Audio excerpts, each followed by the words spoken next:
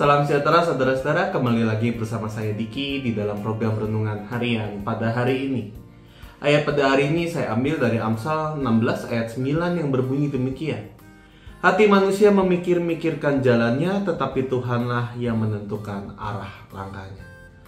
Saudara-saudara, setiap kita pasti punya keinginan, mimpi, ataupun rencana untuk masa depan kita.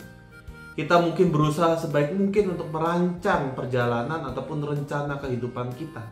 Baik itu mungkin memilih pendidikan, pekerjaan, baik itu pasangan hidup, ataupun tujuan-tujuan yang lainnya. Tetapi seringkali memang realitas tidak berjalan seperti apa yang kita harapkan. Kita mungkin sudah merancang jalannya dengan matang, tapi tiba-tiba ada hal yang tidak sesuai dengan rencana atau bahkan mengecewakan kita. Kegagalan ataupun rintangan ataupun perubahan mungkin dapat saja datang dalam kehidupan kita. Di dalam kitab Amsal ini kita akan belajar tentang bagaimana prinsip hidup, bahwa kita boleh berencana tetapi Tuhanlah yang menentukan jalannya. Saudara-saudara, bagian ayat pertama ini mengatakan bahwa hati manusia memikir-mikirkan jalannya. Ini menunjukkan bahwa manusia memang diberikan kesempatan, diberikan kemampuan untuk berpikir, berencana, ataupun membuat keputusan. Kita juga memiliki kebebasan untuk menentukan arah hidup kita. Bahkan Tuhan ingin kita menggunakan hikmat dan kebijaksanaan dalam merencanakan masa depan kita. Tapi ada satu hal yang perlu kita sadari, bahwa rencana manusia itu terbatas. Kita tidak tahu apa yang akan terjadi besok. Kita tidak bisa mengendalikan setiap situasi yang ada dalam kehidupan kita. Kita bisa salah dalam menilai sesuatu karena keterbatasan pengetahuan kita. Berapa kali kita sudah membuat rencana dengan sangat baik, tetapi ternyata memang tidak berjalan sesuai dengan harapan kita. Mungkin kita menginginkan pekerjaan tertentu tetapi justru tidak terima. Mungkin kita berusaha dalam hubungan tetapi pada akhirnya terpisah. Semua ini mengingatkan bahwa memang rencana kita tidak selalu sempurna.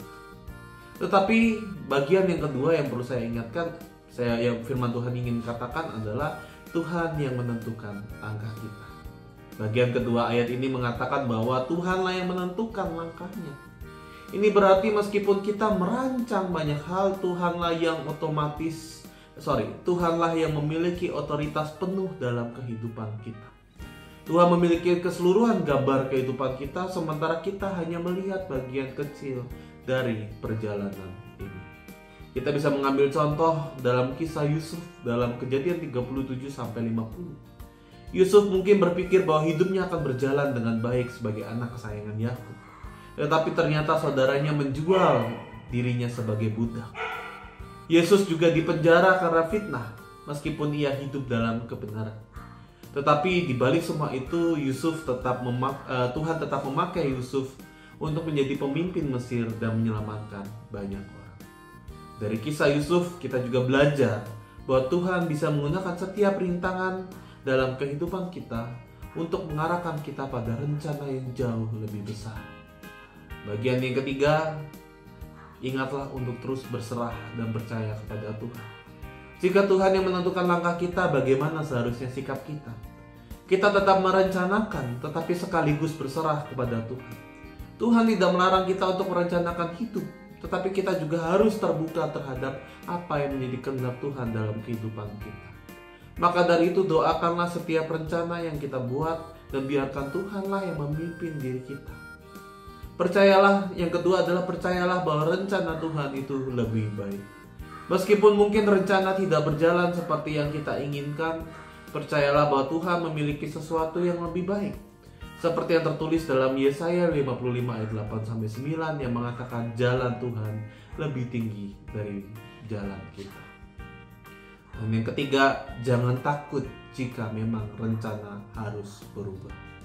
Kadang kita merasa kecewa ataupun frustasi ketika sesuatu tidak berjalan sesuai dengan keinginan kita.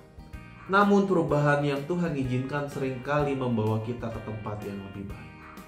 Maka dari itu Amsal 16 ayat 9 mengajarkan kita bahwa memang kita boleh merencanakan, tetapi teruslah ingat bahwa Tuhan yang memegang kendali penuh atas hidup kita. Sehingga kita harus tetap bekerja keras, berpikir dengan bijak, dan membuat keputusan yang baik. Tetapi juga harus mengawali dan mendasari semuanya itu hanya kepada Tuhan. Jika kita saat ini sedang menghadapi perubahan besar dalam hidup, janganlah takut dan percayalah bahwa Tuhan sedang bekerja dalam kehidupan saudara. Dialah yang akan membimbing langkah kita menuju rencana yang terbaik. Amin.